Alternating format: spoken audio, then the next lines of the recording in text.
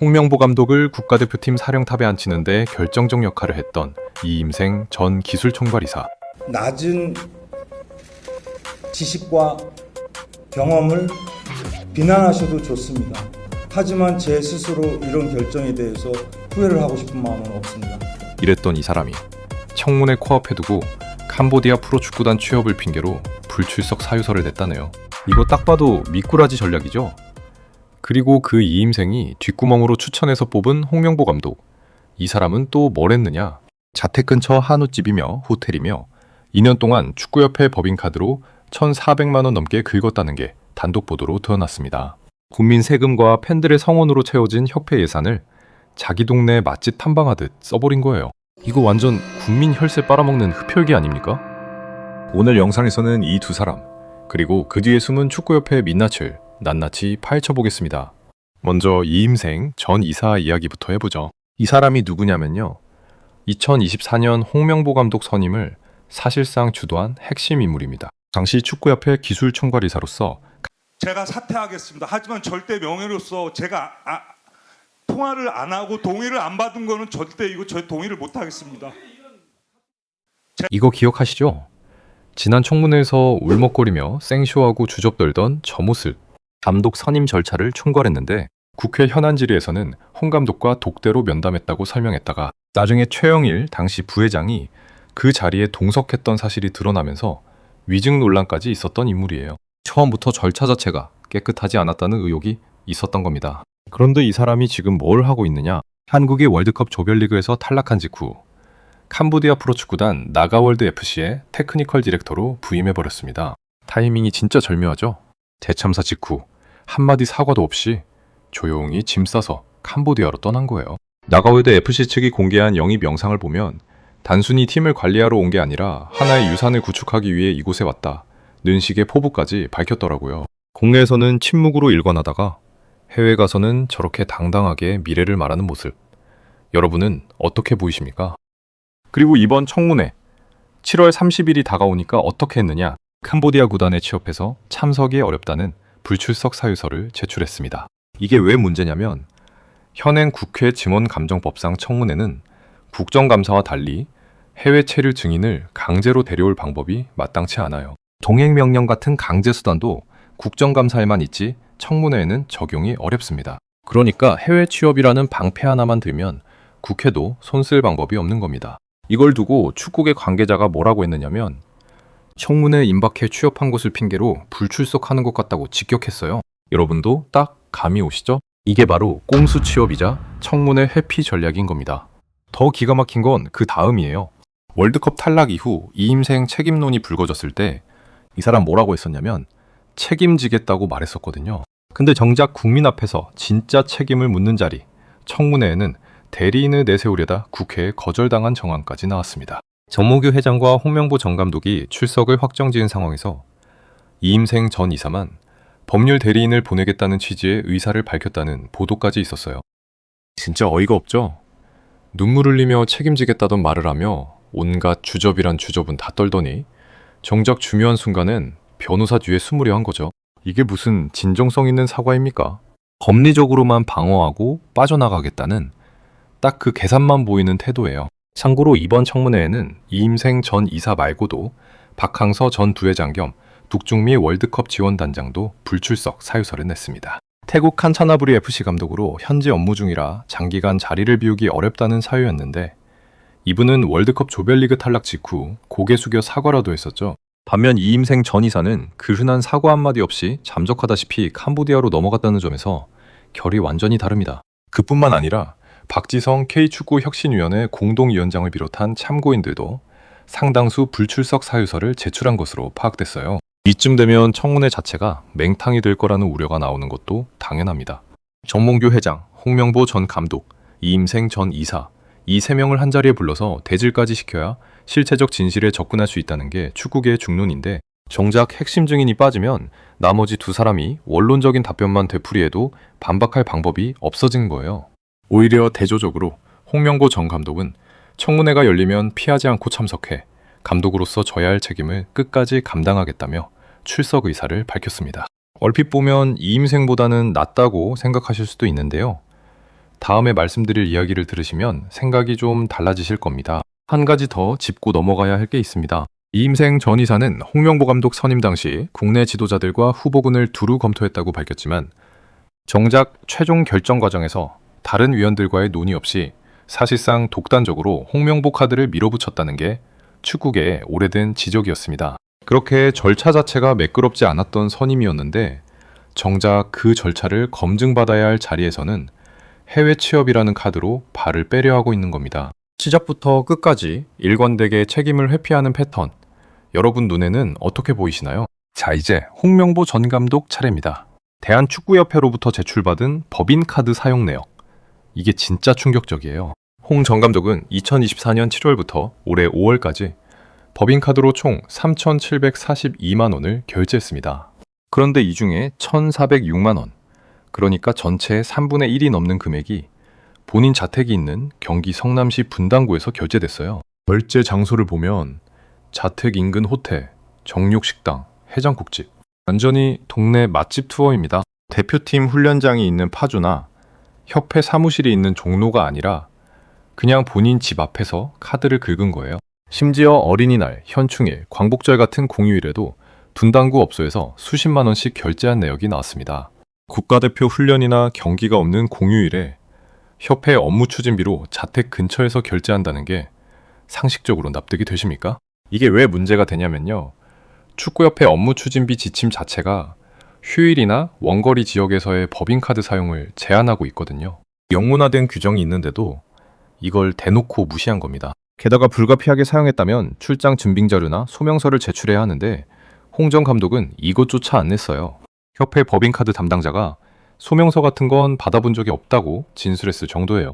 협회 측은 영수증에 참석자와 인원을 기재했고 월 1회 점검했으니 문제없다고 해명했는데 이거 완전 궁색한 변명 아닙니까? 소명서를 아예 받아본 적도 없다면서 문제가 없다는 건 애초에 관리 자체를 안 했다는 자백이나 마찬가지예요. 성적 부진에 대한 실망은 그렇다 쳐도 협회 예산까지 이런 식으로 써왔다는 게 알려지니 팬들이 느끼는 배신감은 차원이 다를 수밖에 없습니다. 그냥 성적이 안 좋았던 감독이 아니라 국민 세금과 팬들의 응원을 사적으로 유용한 감독으로 기억될 판이니까요.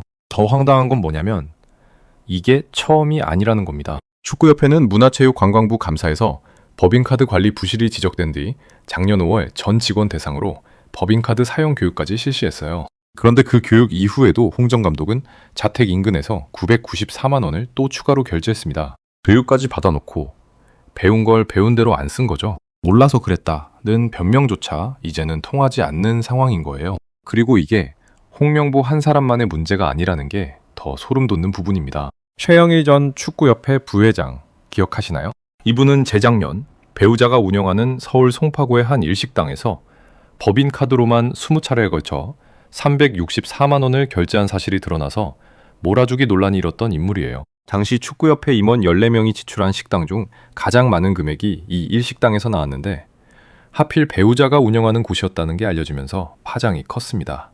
그런데 이번에 최근 5년치 법인카드 내역을 단독 보도하면서 새로운 사실이 밝혀졌습니다. 이 일식당에서 쓴 금액이 누적으로 무려 1,000만 원을 넘었고 심지어 최영일 전 부회장이 그 식당 주인과 결혼까지 한 것으로 확인된 거예요. 처음엔 단순히 식당을 자주 이용한 정도로 알려졌는데 알고 보니 협회 공금으로 밥 먹으러 다니다가 아예 결혼까지 한 셈이니 이쯤 되면 코미디도 이런 코미디가 없습니다. 축구협회는 이 사실이 알려질 당시 문체부 감사에서는 별 문제가 없었다는 입장을 밝혔는데요. 여러분이 보시기에도 이게 정말 문제없음으로 넘어갈 사안인지 판단해 보시기 바랍니다. 사실 축구협회의 법인카드 문제는 뿌리가 깊습니다. 2017년에도 조중현 당시 회장과 이회택 부회장을 포함한 전현직 임직원 12명이 골프장이나 유흥주점 같은 업무와 무관한 곳에서 법인카드를 사적으로 유용한 혐의로 경찰에 입건된 적이 있어요. 그때 이후로 자택 근처 사용 금지 같은 지침까지 명문화됐던 거고요. 근데 8년이 지난 지금도 똑같은 일이 반복되고 있습니다. 게다가 이게 개인 몇 명의 일탈로 끝나는 문제가 아니라는 게 더 큰 문제예요. 최근 몇 년치 협회 법인카드 내역을 통째로 분석한 결과 백화점 결제만 218건에 2,602만 원, 주유소 결제는 300건에 5,188만 원이 넘는 것으로 나타났습니다. 축구 행정을 한다는 협회에서 백화점과 주유소에 이 정도 규모의 법인카드가 쓰였다는 게 조직 전체의 예산관리 체계가 얼마나 허술한지를 그대로 보여주는 셈이에요. 법인카드 사용 기준을 다른 종목, 단체 수준으로 구체화하고 공시조차 제대로 이루어지지 않는 관리 체계를 전면 개선해야 하는 건 너무도 당연한 건데 그 당연한 게 지켜지고 있지 않은 거죠. 팬들의 응원과 국민 세금이 섞여 들어간 협회 예산을 마치 개인 지갑처럼 써온 겁니다. 이 정도면 그냥 흡혈귀라고 불러도 할 말 없는 거 아닐까요? 여기까지 들으시면서 다들 이 생각 하셨을 겁니다. 그래서 누가 책임지는데? 근데 안타깝게도 답이 없습니다. 이런 초유의 사태가 잇따라 터졌는데도 90도로 고개 숙여 제대로 사과하는 책임자가 단 한 명도 없습니다. 정몽규 회장과 홍명보 전 감독은 청문회 출석 의사를 밝혔다고는 하지만 정작 사건이 터질 때마다 나오는 대응은 원론적인 해명 수준에 그치고 있어요. 협회 내부에서 예산이나 운영 관련 논란이 불거질 때 정작 그 해명이나 대응은 실무진, 그러니까 팬들과의 소통을 담당하는 일선 직원선에서 처리되는 경우가 많다는 지적도 나옵니다. 정작 책임져야 할 윗선은 뒤로 빠지고 아랫사람들이 방패막이가 되는 구조인 거죠.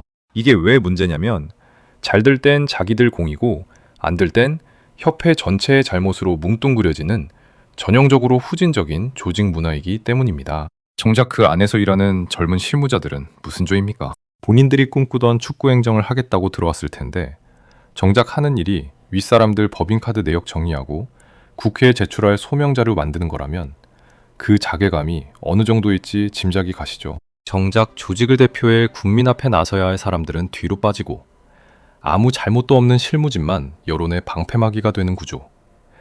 이게 정상적인 조직입니까? 축구협회의 예산 구조를 한번 볼까요?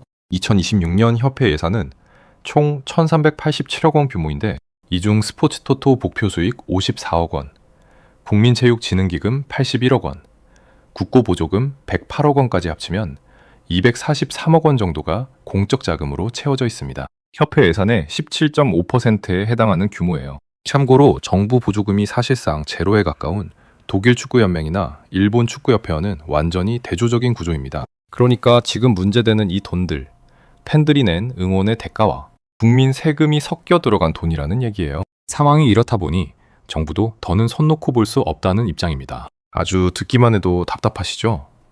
저도 그렇습니다. 최휘영 문화체육관광부 장관은 조사위원회를 구성해 축구협회의 책임을 묻겠다고 밝혔고 문체부는 이번 조사에서 수백억 원에 달하는 공적 재원이 제대로 쓰였는지부터 들여다보겠다는 방침이에요. 대한체육회 차원에서도 축구협회를 포함한 종목단체들의 회장 선출 구조 자체를 손보겠다며 직선제 도입 논의를 진행 중입니다. 지금까지는 100명에서 300명 정도로 구성된 소수의 선출기구가 회장을 뽑다 보니 일부 축구인들에 의해 협회가 좌지우지 된다는 비판이 계속 나왔거든요. 그런데 이런 돈이 감독 선임 논란, 법인카드 사적 유용, 청문회 도피 같은 일에 배경으로 깔려 있다는 게 정말 참담한 일 아닙니까? 정리해 보겠습니다. 청문회 코앞에 두고 해외 취업을 핑계로 도망친 이임생, 그리고 협회 예산으로 동네 맛집 투어를 다닌 홍명보, 거기에 배우자 식당에 공금을 몰아준 최용일까지 이 세 사람의 행보만 봐도 한국 축구가 지난 4년간 왜 이렇게 무너졌는지 답이 나옵니다. 리더가 리더답지 못하고 책임져야 할 사람이 책임을 회피하는 조직에서 좋은 성적이 나올 리가 없잖아요. 한국 축구가 다시 일어서려면 뭐가 필요하냐? 거창한 전술 변화나 새로운 감독 영입이 먼저가 아닙니다. 비겁하게 도망치는 사람들의 진정성 있는 사과, 그리고 철저한 인적 쇄신이 먼저예요. 미꾸라지처럼 빠져나가고 흡혈귀처럼 예산을 빨아먹는 사람들이 여전히 요직에 남아있는 한 그 어떤 개혁도 공허한 구호에 그칠 겁니다. 이번 7월 30일 청문회, 국민들이 두 눈 뜨고 지켜보고 있습니다. 핵심 증인이 빠진 맹탕 청문회가 될지 아니면 정말 실체적 진실에 한 걸음이라도 다가갈 수 있을지 그 결과에 따라 한국 축구를 향한 국민들의 신뢰가 완전히 회복 불능 상태로 갈 수도 있습니다. 지금 축구협회에 필요한 건 그럴듯한 사과문 한 장이 아닙니다. 누가 어떤 결정을 왜 내렸는지, 그 돈이 어디로 흘러갔는지 하나하나 국민 앞에 투명하게 밝히고 응당한 책임을 지는 겁니다. 그게 안 되는 조직이라면 아무리 좋은 감독을 데려오고 아무리 화려한 선수단을 꾸려도 똑같은 일이 반복될 수밖에 없습니다. 여러분 혹시 기억나시나요? 국가대표 A매치 티켓 구하려고 새벽부터 예매 사이트 앞에서 대기하던 그 시절이요. 서울 월드컵 경기장 6만 석이 꽉 차고 붉은 티셔츠 입은 사람들이 광화문에 가득 메웠던 그 열기. 정말 어마어마했잖아요. 경기 시작 2-3시간 전부터 근처 술집이며 치킨집이 만석이었고 표 한 장 구하겠다고 웃돈까지 주고받던 그런 시절이 분명히 있었습니다. 근데 지금은 어떻습니까? 대표팀 유니폼이 매장 재고로 쌓이고 홈 경기 날에도 경기장은 반도 안 찹니다. 온라인 커뮤니티만 봐도 예전 같으면 대표팀 관련 글에 응원 댓글이 줄줄이 달렸을 텐데 지금은 조롱과 냉소가 대부분이에요. 스포츠의 본질이라는 게 뭡니까? 이기든 지든 멋지게 싸우는 거잖아요. 근데 지금 한국 축구에 남은 건 멋짐이 아니라 추태예요. 그것도 아주 비겁한 추태. 오늘 영상 여기까지입니다. 다음 영상에서 뵙겠습니다.